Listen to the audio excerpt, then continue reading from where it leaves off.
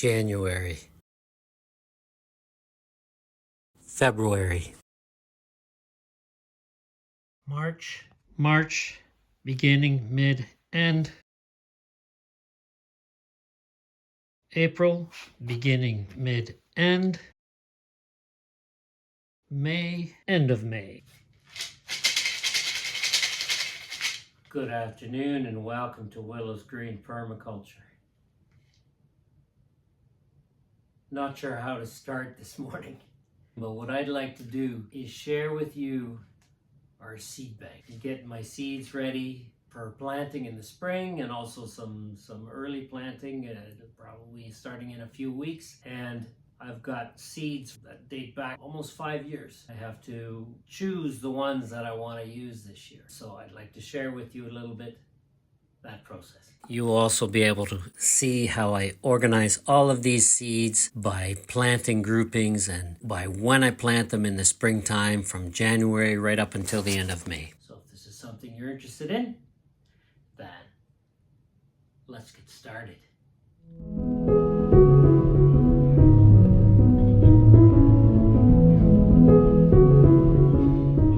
So I'm sitting here munching on some pumpkin seeds that it says they're perfect pie pumpkins, and judging by the piece of paper I used, these seeds are from 2020, from the fall of 2020, like harvest from 2020, our first harvest here at Willow's Green Permaculture.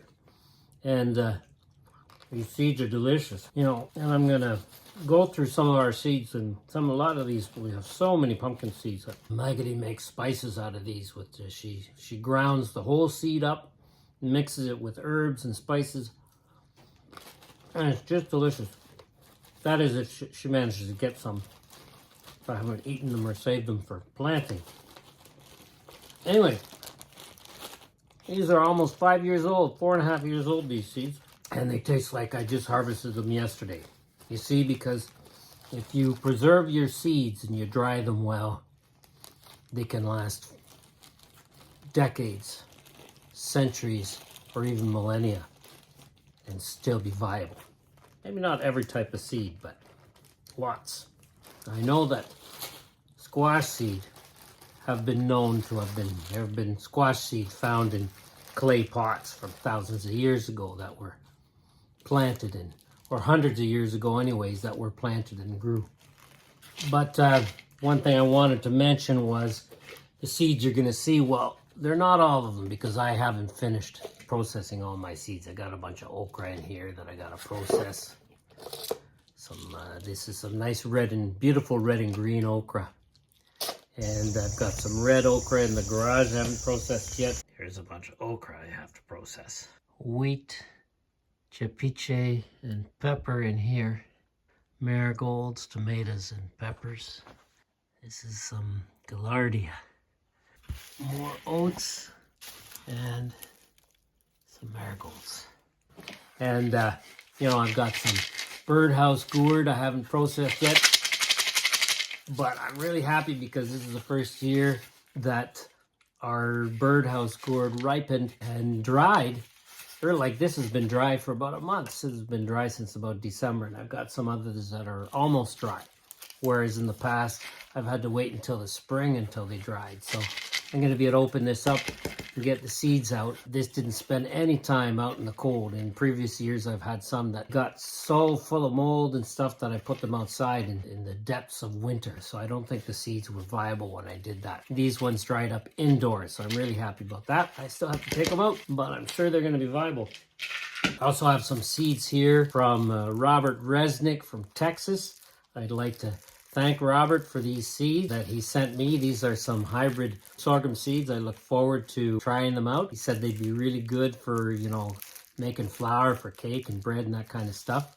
So thank you, Robert. I'd also like to thank Loretta from Arizona for having motivated me, along with Robert, to take the plunge and send seeds outside of Canada. So I sent some seeds to, she insisted, because I kept saying no.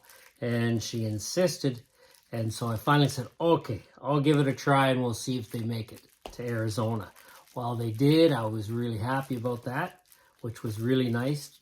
And I'd also like to thank Debbie, who's been asking me for seeds for a long time now. Now that Loretta and Robert have convinced me to stray out of my comfort zone and give that a try, I'm going to be able to send you some seeds too, Debbie. Debbie asked me for some birdhouse seeds, gourd seeds. So once I get these out of here, I'll be able to send you some. So anyway, let's get started on looking at this pile of seeds back here. Now, it may not look like it, but these seeds are actually organized. They're categorized into groups, but because they're all in bags and stuff like that, you know, they've been slipping around and there's so many, but these are actually in groups. So this area here are my grains, which I'll show you. I'll show you each area in more detail in a few minutes. Here are our beets and our brassicas and a lot of the cold tolerant vegetables. And then here is another area full of cold-tolerant vegetables like lettuce, carrots, and onions. Then here in the middle, everything about tomatoes and plants that we plant with tomatoes. And here we have all of our peppers. And then over here on the left side are all of the vegetables that are basically warm weather vegetables that we plant when it gets warm out. The beans, the squash, the watermelon, the loofahs, birdhouse gourds, and so much more. And then what I do as well, because I do companion planting, is anything that I will plant with those plants, or at least at the same time, I will group in with those as well. So for instance, I will sow marigolds and stuff like that at the same time as I do tomatoes, basil as well. And then with peppers, I'll sow things like ground cherries and cumin and other stuff like that at the same time.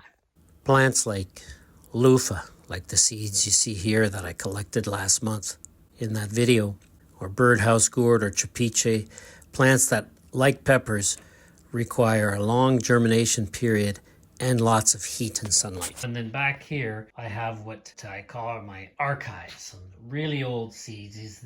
This box are seeds mostly from 2020. And then this box we've got a bunch of pumpkin and squash seeds from 2021 and 2022.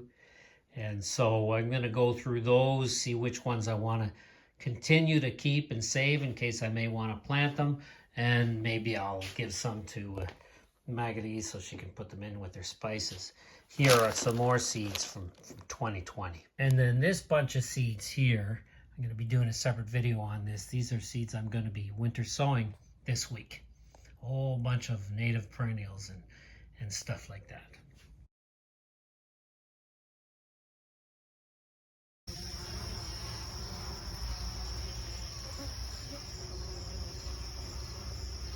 So after having archived a bunch of them, here's what's left of our squash and pumpkin seeds. So we got Queensland Blues,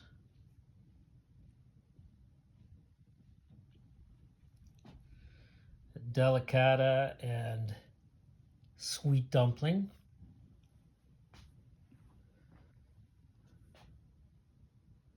Butternut. Always gotta have the butternut. Spaghetti squash. It's one of Maggie's favorites. Buttercup, another favorite around here. Blue Ballet, very much like Queensland Blue. And both of those are actually Queensland Blue and Blue Ballet are sensitive to the cucumber beetles and the squash bugs at the beginning of the season. So you gotta kind of protect them. And then we got the butternut crookneck type.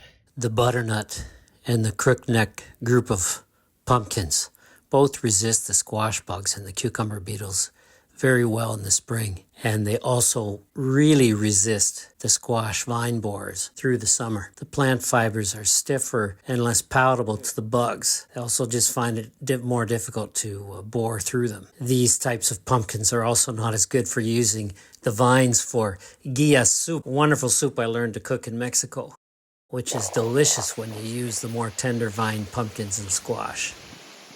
And the zucchini And, oops, this buttercup, that should all be over here with the buttercups. Rouge vif des tempes, just a big pumpkin, white flat de boer, and then, yeah, some rouge vif des tempes, some buttercup, some Atlantic giant. Here are all the pumpkin and squash seeds organized into a single basket, ready for planting. It's fallen out. I'm going to need a second basket for these ones. I mostly direct sow into the ground the pumpkins and the squash, but I do some as backups in pots because of the cucumber beetles and the squash bugs. And I will plant some early in May in order for the squash bugs to go ahead and eat them. And then in late May, beginning of June, I will plant some more. This is our cucumber, citron melon, watermelon, cantaloupe, and other melons, Malabar spinach, and okra planting group.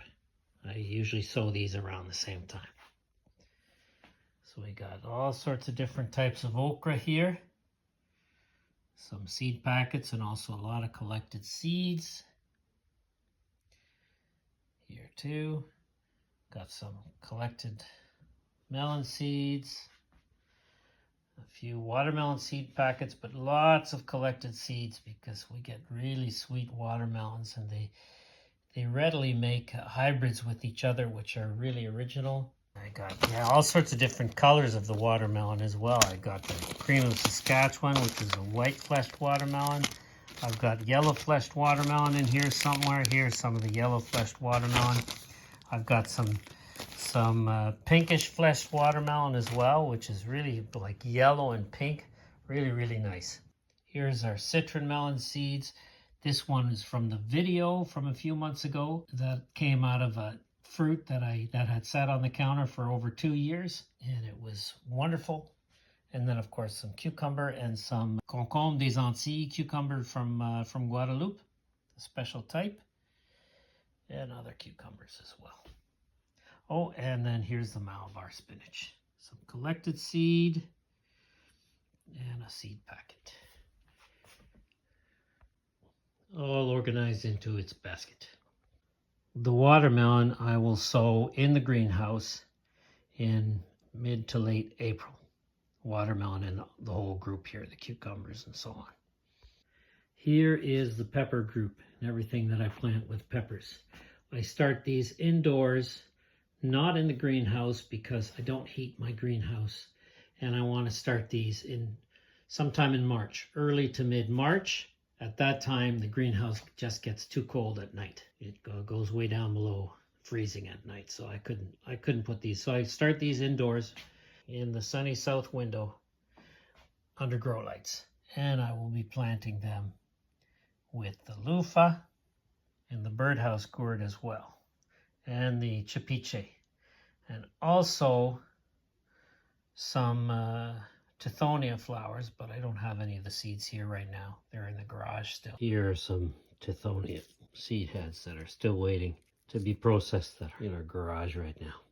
Also some huckleberry. I'll probably be planting those. And there should be some ground cherry here. Yeah, some ground cherries and some cardoon.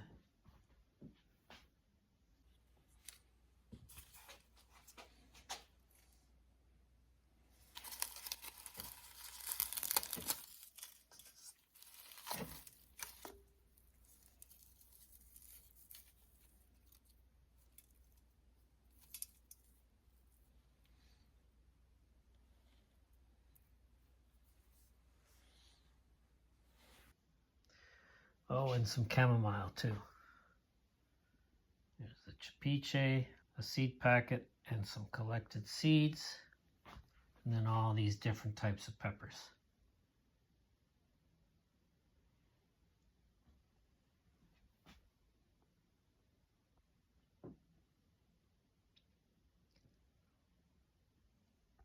And I still have lots more peppers in the garage to put into these little packets. And peppers,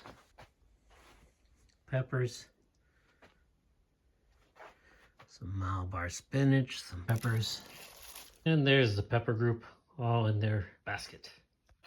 And of course, there's all these seeds, all these birdhouse gourd seeds here. And I've got about 4 other birdhouse gourds that are drying that have seeds in them that I'll be adding to these later. Here is our tomato group, which I will be sowing in the greenhouse, in the unheated greenhouse in mid-April, roughly. And I took all of these out of the archive. These are seeds that I'd collected in 2022, which was an excellent year for tomatoes. We got over 4,000 large tomatoes that year. We gave them away to food banks. We turned into tomatoes that year. And I actually didn't use any of these seeds in 2023, the year that we got the blight. I had used all sorts of new bought seeds. So I pulled these out of the archive because I think I'm going to try some of them this year. And then here are many other types of tomatoes that we've got, some collected. These are some tomatoes that resisted the blight here, the year that we got the blight in 2023. And then here are a whole bunch of seed packets. We have a ton of tomato seeds. Here are some really good blight-resistant tomatoes here, the Chiapas and the Coyote that I got from Fruition Seeds. And then I use flowering tobacco and regular tobacco to attract the hornworm away from the tomatoes. Apparently borage does the same thing, and I've got that all over my garden, so that's good. I don't have any borage seeds because it just grows like a weed now. And then all sorts of other flowers like marigold, gaillardia, chamomile. Now I'm going to be, I had the chamomile with the peppers, but I'll be sowing some with the tomatoes too, because it depends. It takes a long time to germinate, so I sow it twice. And then all sorts of other flowers and herbs. We got cumin here, and then we have black cumin, also known as nigella, and then all sorts of basil, which I like to plant with the tomatoes and also with the watermelon, actually. Catnip, of course, really good in the garden and in the kitchen. Some cosmos. I generally don't put that in the garden though because they just go crazy. And lemon mint and cilantro, coriander. So there's my mid-April tomato group planting. Well, I also mentioned that I sow the watermelon mid to late April, but I'll do the tomato group first, and then after that, the watermelon group. Tomato group in its basket. Here's the cabbage group that I plant early March.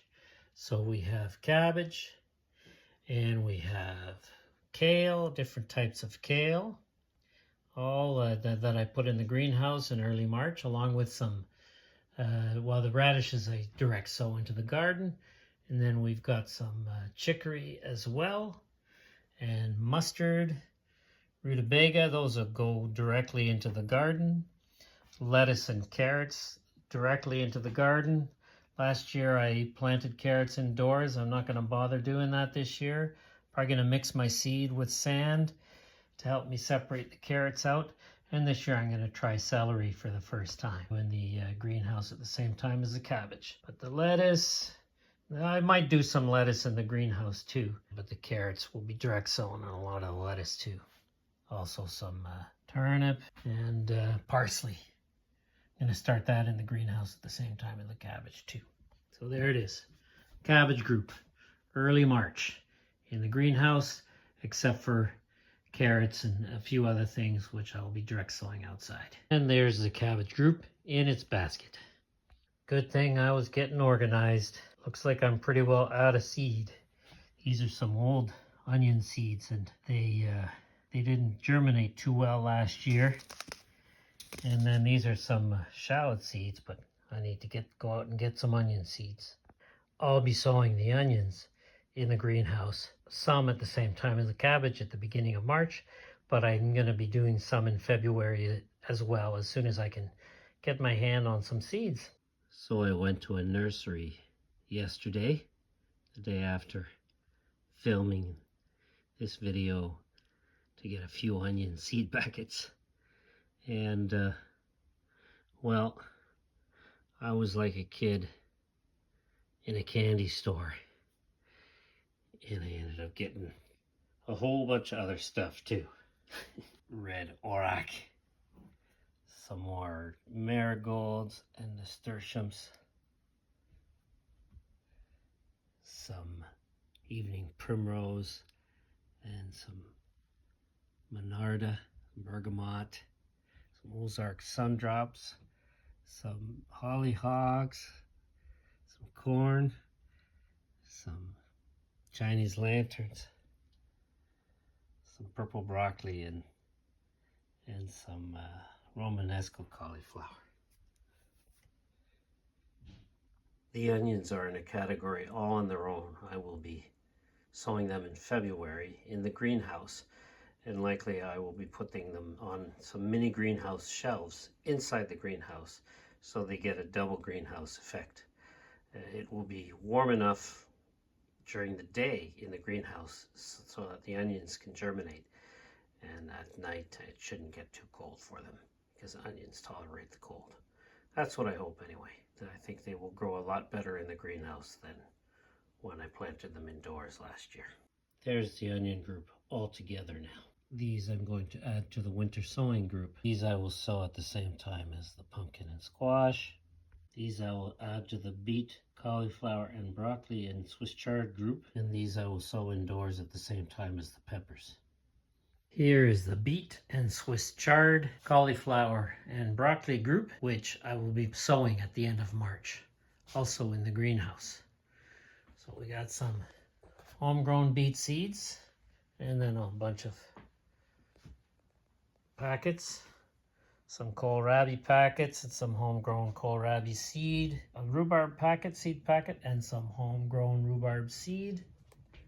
And then over here we have cauliflower and broccoli. I have not yet managed to get broccoli and cauliflower seeds, and I'm going to try Brussels sprouts for the first time this year. I'm going to plant some coriander in the greenhouse at the same time, as well as some marigolds, some catnip, some hyssop, and the calendula I'll probably throw in the garden about that time. A few in the greenhouse just so that they can remind me that they're there in the garden. And then later I'll plant some more in the garden. So there is the beet, broccoli, cauliflower, Swiss chard group. This is our grain group. Now I've got this barley over here to remind me to mention that most of our grains are still in the garage. We have, I haven't packaged any sorghum seed except for this, and this is from like 3 years ago. Millet from 2024, but basically all 4 of our kinds of sorghum are still in the garage.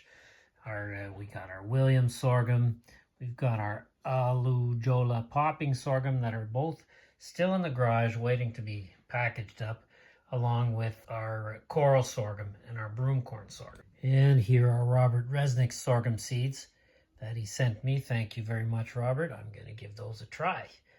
Looking forward to it. If I recall correctly, Robert said this is a shorter variety, which will be convenient. But we've also got a whole bunch of wheat in the garage, and that I still have to process. But we've got this seed packet here from La Société des Plantes and some old wheat seed, and we've got some old oats seeds here, and I've got a whole bunch in the garage that I have to process that's been there for 2 years. In some cases it's been such a learning curve that there just isn't time to do everything, but this year I really want to get on top of my grains. With the corn, I want to learn how to nixtamalize my corn this year. I haven't done that yet.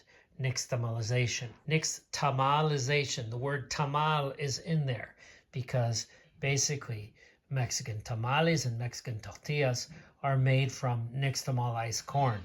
Corn that has not been nixtamalized doesn't really give you a whole ton of nutrients. I want to learn how to do that. Here I've got some hemp seed that's been sitting here for, well, I processed this a whole year ago, but I just haven't gotten around to exploring outside of my comfort zone, trying to convince myself this is the same seed as what we buy in the grocery store when we get hemp for our milkshakes. And so we've now made some powder out of some, and we're going to try it a little bit at a time, this hemp seed, because it's very, very rich in protein. And here we got some beautiful sunflower seeds. which I don't really sow. Like I said, most of this stuff I'll be sowing in mid-April, direct sowing outside and some of it in the greenhouse. But I don't ever bother to sow sunflowers because the animals have planted them everywhere for us. We've got spelt here as well. So there we go. Oh, and another thing that's not here, another couple things that aren't here. Like I said, I got a lot of wheat in the garage. Also a ton of amaranth in the garage that we still have to process. There are all the other baskets of seeds, all organized. And I still have to process all this amaranth. 3 kinds of amaranth here.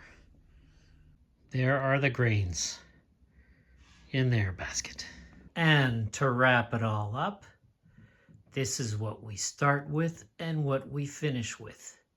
So on the left, we've got here a whole bunch of native wildflowers and food forest herbs and so on, and leafy greens that I'm going to be winter sowing next week, sometime this week or next week. A whole bunch of stuff. So I'm going to show that to you later because there's a whole bunch of stuff in there. And then, of course, these are fava beans and some peas, which I will be sowing into the garden, direct sowing into the garden at the very beginning of March. The very first things I direct sow into the garden. And then pretty well amongst the last things that I direct sow into the garden. There are many things that I transplant afterwards, after this, but the last thing I direct sow into the garden are beans at the very end of May.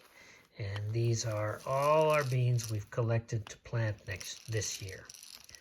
As you can see, we've got quite a variety. They're so beautiful, and every year we get new designs and colors. It's really nice. A couple of these jars are leftovers from 2023, but the majority are from this year.